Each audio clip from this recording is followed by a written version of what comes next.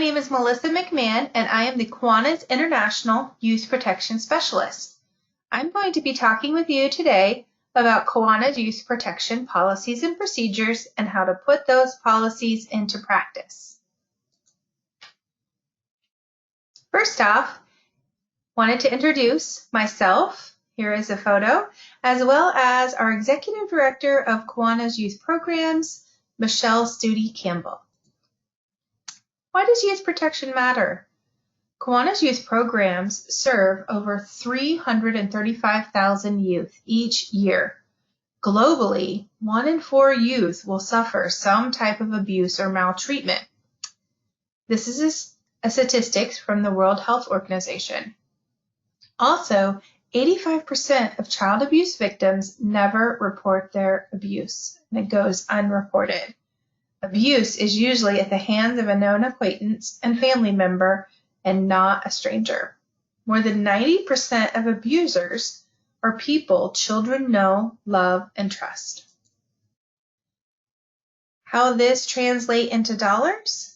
The World Health Organization also reports that globally, within the U.S., $7 trillion is lost due to violence against children each year. This is equivalent to 8% of the global GDP. Child abuse and maltreatment are now considered a critical health crisis by the Centers for Disease Control.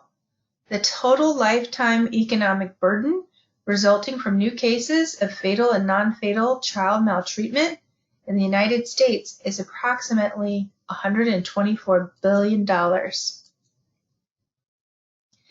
So our goals within Kiwanis International for youth protection are to protect, educate, and engage all Kiwanis members, youth and adult. We want to protect youth members from predators, empower and educate adult members with the best practices when working with youth, as well as providing youth with positive skills development tools designed to inspire and engage our future leaders to be their best. Here we have, as of June 15th, statistics on how many service leadership programs we currently have with Kiwanis, as well as those Kiwanis International sponsored SLPs, the number of advisors that we have within our membership database on record, as well as the Kiwanis advisors who have been background checked. And we'll talk about background checks as part of our policy in a few slides. Also, those Kiwanis advisors who have completed the annual review of the policies and procedures. We have 94% of the SLPs are sponsored by Kiwanis clubs.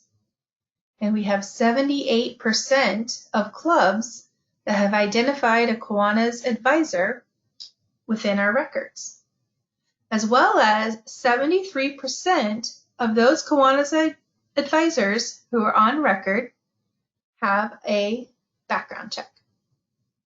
61% of the total percent of the Kiwanis International sponsored SLPs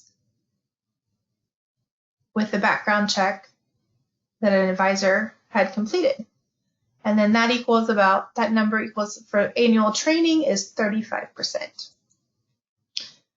I know this looks like a lot of numbers, but I wanted to give a breakdown of the North American districts, the data as of June 15th, 2020.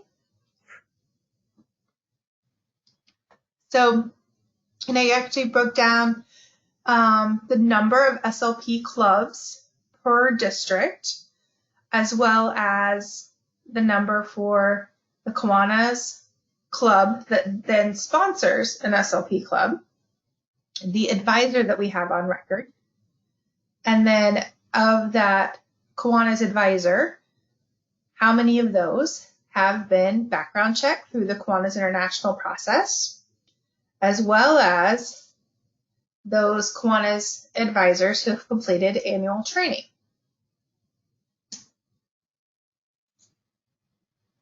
Kiwanis Youth Protection ABCs. So in youth protection, we have identified three main components of our program. We have A, accessible high-quality training and resources, B, background checks, and C, culture of care. So what are the high-quality training resources that we're providing? We want to provide our Kiwanis advisors and anyone working with our youth members with the highest quality of training and resources and leading best practices. And we have gone into a partnership with a vendor to provide modules on youth protection. And based on whether your role is an advisor or a chaperone, there is a different number. But in policy, all of our SLP advisors are required to complete the advisor role of the Presidium Youth Protection Training modules. Once this is completed, it is good for 2 years. And SLP chaperones are required to complete the chaperone modules of the Youth Protection Training modules. And on the right-hand side is the learning portal, and you can see that there's a couple different video training modules that are listed there. And basically they're like 15-minute modules that you go through, and the topics are sensitive in that they are related to child abuse, sexual predatory, social media safety, abuse risk management for volunteers. And once you've completed those trainings, they're automatically updated into our system. You can complete and click on a certificate if you would like to keep that for your own records. All Kiwanis members who are working with youth must review the youth protection policies and procedures annually. If you'd like a copy to download, a PDF copy of the youth protection policies and procedures, you can go to kiwanis.org, youth protection. And this is a PDF screenshot of what it looks like. It's about 2 pages, and you can review that. You can also review, if you'd like to look at the full Kiwanis International Policies and Procedures, as number 432. Social media communication and best practices. The best bet is to connect via a club page, an account, and not connecting with an individual youth member. So it's best to not become friends on your personal page of Facebook or Instagram or Snapchat. It's better to use the club page and connecting with any of the youth members. Never initiate following, friending, liking with youth members, and treat all social posts and interactions as public facing. And do not post pictures of youth on your personal social media pages and emails. When you're emailing a youth member, follow the rule of 3. Always include parents, guardians, or another adult, whether that be the youth protection manager or the district risk officer, and do not engage on one-on-one emails and texts. Transportation best practices. Remember to have at least 3 people in a car when you're traveling with youth. Student members should also ride in the back seat or the back row of the vehicle. Make sure that you have approval required from the parents or guardians prior to transporting the youth to a convention or a retreat or some other type of club-sponsored activity. And also, most importantly, always follow the local school or local law policy related to transportation, meaning follow the speed limit. Youth protection policies and procedures. Medication. Medication is only allowed with written permission from a parent or guardian. Reporting guidelines. If a Kiwanian observes troubling behavior involving a youth at a Kiwanis event or becomes aware of a situation that is illegal or potentially unsafe for a young person at a Kiwanis event, the Kiwanian must immediately contact the appropriate personnel on site, whether that is a district administrator, whether that is an event coordinator, and also provide notification to law enforcement personnel as appropriate. If the Kiwanian becomes aware of the troubling behavior after the event, they must contact the leaders of the event, provide notification to law enforcement personnel as appropriate, or if it's on the school grounds, the school personnel, and all local, state, provincial, and federal laws regarding reporting must also be followed. Background checks. All Service Leadership Program Kiwana advisors must have a Kiwanis cleared background check. And this means that it would be through our vendor, Safe Hiring Solutions.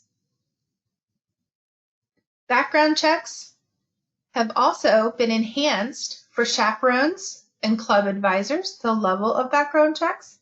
We also have a dedicated, myself, a compliance specialist, to better track and communicate compliance and identify opportunities for improvement, whether that is data reporting, reporting on a regular basis to our youth protection managers, monitoring compliance of all of our advisors who have a background check. Recently, in February of 2020, there were some policy updates approved by the Board of Trustees, and single-day events without an overnight stay. All Kiwanis advisors, this means club members and non-members, registered for or participating in any service leadership program event must have a clear criminal background check and have completed the youth protection training, the Presidium training that I mentioned earlier, and all other adults participating in single-day events must follow all the Kiwanis International Youth Protection policies and procedures, a copy of which should be provided before the start of the event. Overnight events. All adults, club members, and non-members registered for or staying overnight at any service leadership program event must have a clear criminal background check history, must have completed Kiwanis International Presidium Annual Youth Protection Training. However, parents and guardians of participating students who are not chaperones may attend the event for a maximum of one overnight stay without a criminal background check. And what this means is if a parent of a student who is receiving an award at district convention, a district key club convention, or international convention, and the parent is not planning on staying for the duration of the whole conference, and they just want to go see their child, attend the event, the luncheon, they are not required to have a criminal background check. Chaperones. Chaperones must be 21 years or older. All chaperones, club members and non-members, participating in any single day or overnight SLP-sponsored event must have a clear background check. They must have completed the youth protection training, the chaperone training I mentioned earlier through Presidium, must follow all applicable policies and procedures related to youth protection. A minimum of one adult per 10 students must be serving as a chaperone during the entirety of the event.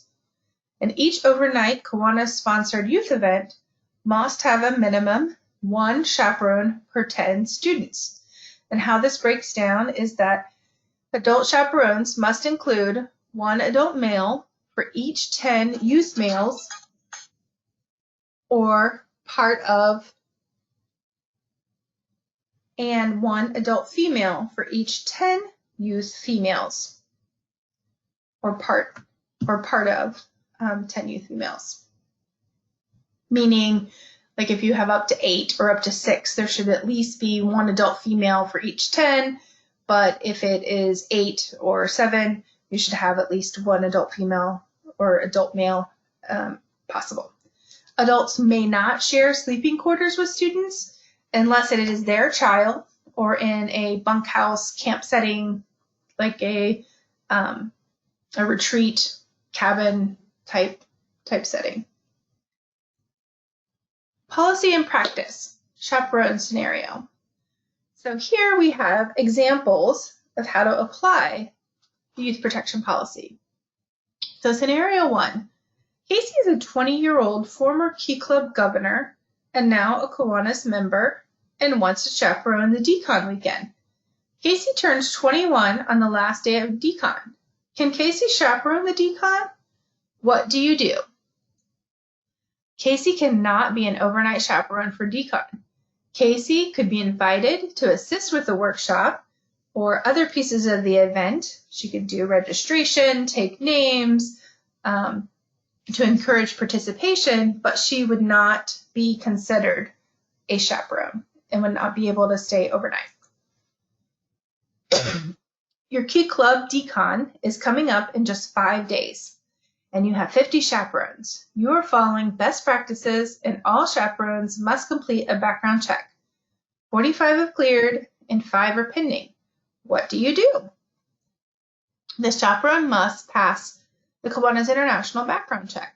Give your volunteers a deadline of no less than 4 weeks prior to your event to ensure adequate time for background checks. It typically takes our Safe Hiring Solutions, our vendor for background checks, 2 to 3 weeks, and we've seen them as quickly as a day. It typically depends on, we do a federal, state, and local check, and so depending on the access that they're able to get with the local county background check history, sometimes that determines the time on how quickly it turns around. If you are still short on chaperones, work with your district youth protection manager, Kiwanis Club members, or district leaders who have a clear background check, as well as faculty members for chaperones. Policy and practice social media scenario. So scenario 3. Pat is a new college graduate and a former Key Club youth leader. Pat is a member of the local Kiwanis Club and will be a Key Club advisor. Pat is also a communications and marketing professional. Pat is very enthusiastic about the new role. Pat friends the faculty and students in the club on Facebook. Pat posts photos of the first meeting on Facebook, Instagram, and even creates a new Key Club Snapchat filter. What do you do? It all depends. If Pat has the appropriate permissions and waivers from the school and guardians to post on Facebook or Snapchat and is using the club's page, then that is okay. If Pat is posting on their own pages, it is not okay. Policy and practice overnight event scenario. You have a big overnight trip with multiple Key Club chapters, 35 students, 19 females, 16 males, are staying overnight on this great trip. 3 days before the trip, you learn that in the past year, one of the students, Al, is now Alice and identifies as female. What do you do? How do you do the room assignments? How do you assign the chaperones? Procedure 434 within the Kiwanis International Policies and Procedures has guidelines for student accommodations at events. When planning events, and especially those with overnight lodging, Kiwanis organizers should be inclusive and make reasonable accommodations for the unique needs of each student participant. If the standard situation for an overnight event is shared rooms by gender, students must be allowed to access housing consistent with their self-determined gender identity. However, a student shall be assigned a room by biological sex if the student or parent or legal guardian so requests. A student or parent or legal guardian may suggest an alternative sleeping arrangement, such as single occupancy room, which should be honored whenever possible. However, students cannot be required to stay in single occupancy accommodations, nor those arrangements be made without the consent of the student or parent or legal guardian. Roommate disagreements should be addressed and resolved with the best interests of all parties in mind. If a disagreement cannot be reconciled, no student should be forced to reside with another student. Also, all students must be allowed to access restroom facilities consistent with their self-determined gender identity. Event organizers should choose facilities that can be adapted to accommodate requests in accordance with these guidelines. If a facility is unwilling to accept these guidelines for any reason, a different location should be considered. Volunteers have an obligation to maintain student privacy and cannot disclose or require disclosure of a student's sexual orientation, transgender, gender nonconforming identity, biological sex, religion, disability, medical condition, or other personal information to anyone, including other students or their parents, without the consent of the student. Our third component of youth protection is culture of care. Culture of care, our intent with this is to provide the resources for adults and youth, to provide positive youth development, adolescent behavioral health. So while students are participating in the Kiwanis clubs, the service leadership clubs, we want to provide an environment that is safe and that is nurturing.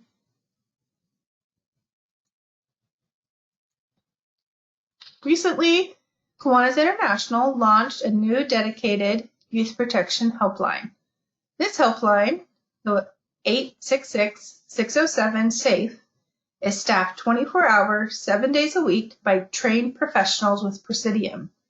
Kiwanis service leadership members and adult members can report inappropriate behavior, abuse, or policy violations to this number. Calls will then be routed to our youth protection team to investigate and follow up. If you have any questions or inquiries or requests related to any of the youth protection guidelines, you can find more resources at kiwanis.org, youth protection, or background checks at kiwanis.org, email at youthprotection@kiwanis.org.